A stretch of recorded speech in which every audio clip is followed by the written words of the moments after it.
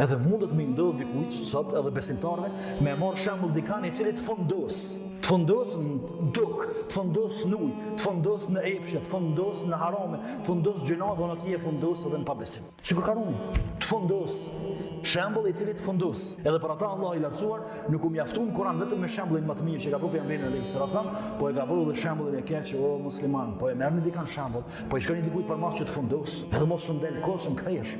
E sot domethënë, cili është shembulli i muslimanit? Cili është modeli i muslimanit? Kanë kam mëna në këto që du më bëj si ai, du më zhvillu jetë si ai, du më apliku fetari, edhe islam sikur se ai. A kam të gatshëm këto ne? Me pas ndaj para aparati që na nxjerr për kërjes kom me ditë.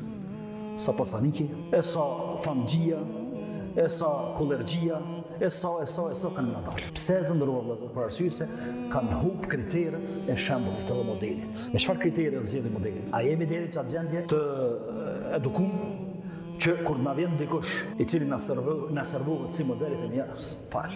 Si plotson kushtet e normës së tij, meriton ti normës së tij.